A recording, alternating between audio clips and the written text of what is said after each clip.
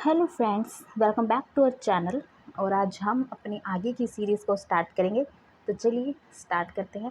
इससे पहले हम अपने 93 क्वेश्चंस की एक सीरीज़ ऑलरेडी लेके आ चुके हैं और ये उसका नेक्स्ट पार्ट है। तो let's start. Question number 94। Africa की कौन सी नदी मकर रेखा को 2 बार काटती है? लिम्पोपो नदी। ग्रीनविच मध्य समय तथा भारतीय प्रमाण समय के बीच समय अंतराल कितना होता है? 5 घंटे 30 मिनट। एक देशांतर से दूसरे देशांतर के बीच कितना समय अंतराल होता है? 4 मिनट। तो इसका आंसर आएगा हमारा 4 मिनट। दो अक्षांश रेखाओं के बीच की दूरी लगभग कितनी होती है? तो इसका आंसर है 111 किलोमीटर। विश्व में सबसे ऊंचा पर्वत कौन सा है? Mount Everest. भारत में उच्च न्यायालयों की संख्या कितनी है? तो भारत में उच्च न्यायालयों की संख्या है 25। भूमध्य रेखा, कर्क रेखा और मकर रेखा तीनों किस महाद्वीप से होकर गुजरती है? अफ्रीका। ग्रीनविच किस देश में स्थित है? United kingdom. कौन सी जल संधि यूरोप को अफ्रीका से अलग करती है? जिब्राल्टर जल संधि। विश्व बैंक का मुख्यालय कहाँ स्थित है? वॉशिंगटन डीसी में विश्व बैंक का मुख्यालय स्थित है, यानी कि वर्ल्ड बैंक। पृथ्वी पर देशांतर रेखा की कुल संख्या कितनी होती है? तो 360। विषुवत रेखा के समांतर कल्पित रेखाएं क्या कहलाती है? तो कल्पित रेखाओं को हम क्या कहते हैं? अक्षांश रेखा। पृथ्वी के उत्तरी ध्रुव से दक्षिणी ध्रुव को मिलाने वाली रेखा को क्या कहते हैं? देशांतर रेखा।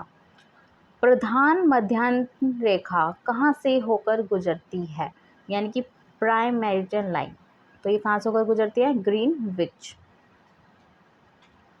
ग्रीनविच रेखा से क्या तात्पर्य है? यानी कि ऐसी रेखा जो 0 डिग्री देशांतर होती है, उसको हम क्या बोलते हैं? ग्रीनविच रेखा। पृथ्वी 1 घंटे में कितना देशांतर घूम लेती है? तो पृथ्वी 1 घंटे में कितना घूमती है? 15 डिग्री। उच्च न्यायालय के न्यायमूर्ति की सेवानिवृत्ति की आयु है 62 वर्ष। भारत का कौन सा संशोधन पंचायती राज व्यवस्था को संवैधानिक दर्जा प्रदान करता है? तो भारत का जो 73वां संशोधन है वो क्या करता है? हमें पंचायती राज व्यवस्था को संवैधानिक दर्जा प्रदान करता है। तो चलते हैं अगले प्रश्न की ओर। पंचायत चुनाव होते हैं, तो पंचायत चुनाव हमारे देश में प्रत्येक 5 वर्षों में एक बार होते हैं। भूकंप के समय किन तरंगों का उद्भव होता है? तो भूकंप के समय PSL 3 तरंगों का उद्भव होता है। पृथ्वी की सतह पर भूकंप केंद्र के ठीक ऊपर के बिंदु को क्या कहते हैं? तो जब पृथ्वी की जो सतह के जो सबसे ऊपर का जो लेयर होती है उसको हम क्या बोलते हैं? अधिकेंद्र।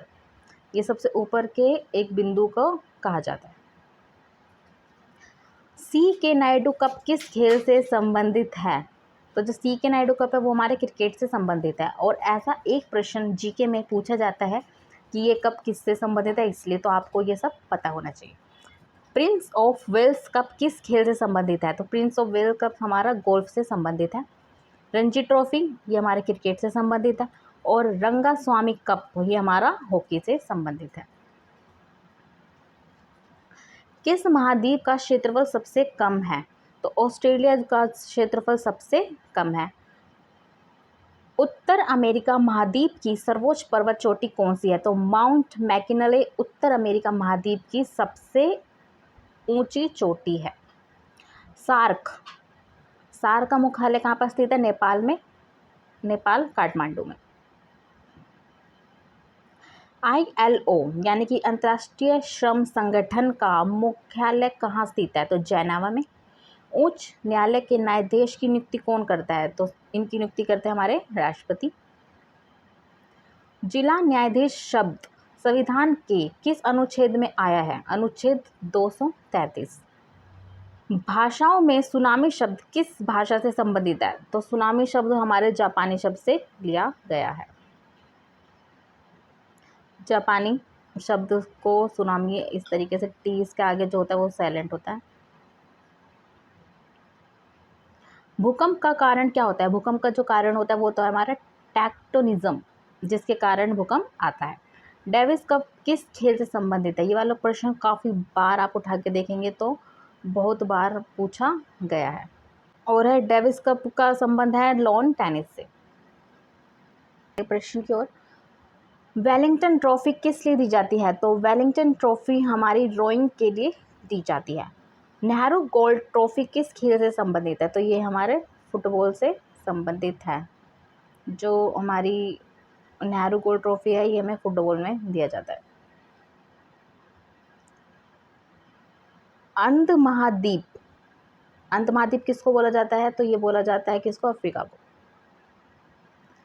डूरंट कप किस खेल से संबंधित है? डूरंट कप हमारे फुटबॉल से संबंधित है। और बेटन कप किस खेल से संबंधित है? तो बेटन कप है हमारा हॉकी से। एजरा कप का संबंध किस खेल से है? तो एजरा कप का संबंध है हमारे पोलो से। तो ये सारी चीज़ें आपको, ये चारों आप अपने नोटबुक में, और जो पहले भी मैंने कप बताए हैं कि कौन सा किस खेल से संबंधित है, उनको आप अपनी एक नोटबुक में नोट कर लीजिए और डेली उसको रिवाइज कीजिए।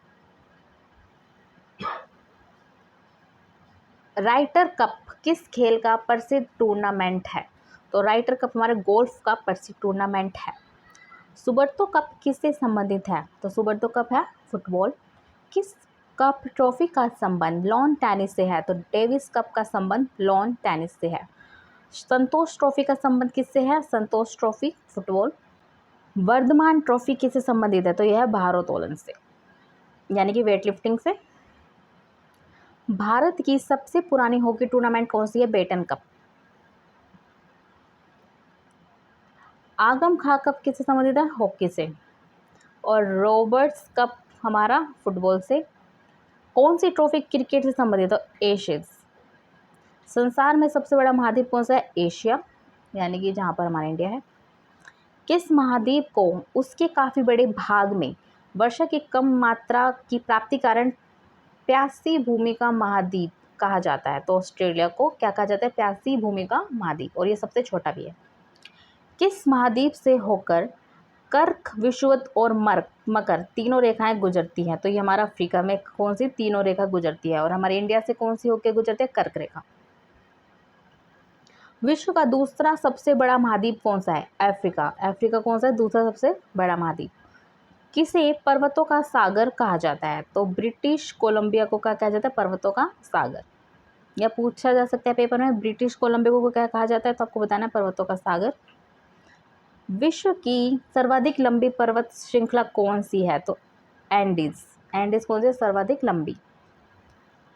पर्वतों पर विश्व की कितनी प्रतिशत जनसंख्या निवास करती है? तो 1%।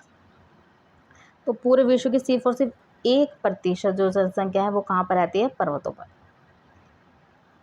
स्थल मंडल के कुल क्षेत्रफल के कितने प्रतिशत भाग पर पर्वतों का विस्तार पाया जाता है? तो कितने प्रतिशत? 26% कहाँ पर? स्थल मंडल के कुल क्षेत्र के 26% भाग पर पर्वतों का विस्तार है।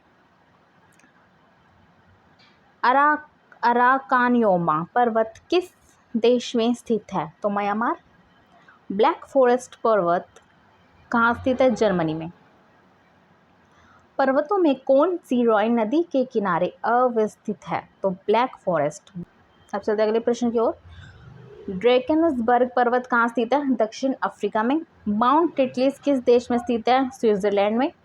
Rocky, Andes, Atlas, Alps, Himalaya आदि किस प्रकार के पर्वत हैं? तो ये हमारे वलित पर्वत। सर्वप्रथम भारत को इंडिया नाम से किससे संबोधित किया था? तो यूनानियों ने। तो यूनानियों ने क्या किया था? सर्वप्रथम भारत को इंडिया के नाम से संबोधित किया था। ये हमारे एसएसटी में भी क्वेश्चन पूछा जाता है, टीजीटी एसएसटी। चावल के साक्ष्य हमें कहाँ से प्राप्त हुए हैं? चावल के साक्ष्य में रंगपुर एवं लोथल, रंगपुर जो लोथल है वहाँ से हमें चावल के साक्ष्य सबसे पहले मिले थे। वर्धन वंश की राजधानी क्या थी? थानेश्वर। मेसोपोटामिया का अर्थ क्या है? दो नदियों के बीच में जो भूमि होती है, यानी कि इनके बीच में जो ये भूमि होगी, इसके एरिया को हम क्या बोलेंगे? मेसोपोटामिया। चौक का आविष्कार किस काल में हुआ था? तो नवपाषाण काल में चाक का आविष्कार हुआ था। श्रीनगर की स्थापना किसने की थी? तो अशोक ने विस्ता नदी के तट पर श्रीनगर की स्थापना की थी। महावीर के 11 शिष्य क्या कहलाते हैं? तो महावीर के जो 11 शिष्य हैं उनको हम बोलते हैं गणधर। सिंधु घाटी सभ्यता का सबसे अधिक दक्षिणी पूरा स्थल कौन सा है? तो दाइमाबाद, अहमदनगर, महाराष्ट्र। जो दाइमाबाद अहमदनगर महाराष्ट्र है वो हिंदू घाटी सभ्यता का सबसे अधिक दक्षिणी पूरा स्थल। होयसल वंश की राजधानी क्या थी? द्वार समुद्र। गंगों की प्रारंभिक नदी क्या थी? कोलर। चौथी बौद्ध संगीति किसके शासनकाल में हुई थी? कनिष्क। पृथ्वीराज रासो के रचयिता कौन है? पृथ्वीराज रासो के रचयिता है चंद्रवरदाई। सांख्य दर्शन के प्रवर्तक कौन थे? कपिल मुनि। चीनी यात्री हेनसोंग भारत कब आया था? तो हेनसोंग भारत आया था 630 से 640 ईस्वी के बीच। समुद्रगुप्त का उत्तराधिकारी कौन था? चंद्रगुप्त द्वितीय, यानी कि जिनको बोला जाता है विक्रमादित्य। तो ये दोनों ऑप्शन में से कोई भी एक ऑप्शन आ सकता है, तो आपको दोनों याद होने चाहिए। तो समुद्रगुप्त का उत्तराधिकारी था चंद्रगुप्त द्वितीय, जिसका नाम था विक्रमादित्य। जैन धर्म के 2 संप्रदाय कौन से थे? श्वेतांबर और दिगंबर। आग का आविष्कार किस काल में हुआ था? तो आग का आविष्कार सबसे पहले हुआ था पूरा पाषाण काल में। तो अगला प्रश्न 175 पर हम आ गए हैं और आई होप आपको ये क्वेश्चन की सीरीज बहुत अच्छी लग रही होगी। काफ़ी ज़्यादा क्वेश्चन इसमें ऐसे हैं जो कि पेपर में पूछे जाते हैं। सिंधु घाटी सभ्यता का सबसे अधिक पूर्वी पूरा स्थल कौन सा था? तो आलमगीरपुर, जो मेरठ में उत्तर प्रदेश में स्थित है। ऋग्वेद में सबसे पवित्र नदी किसे माना गया है? तो ऋग्वेद में सबसे पवित्र नदी सरस्वती नदी को माना गया है।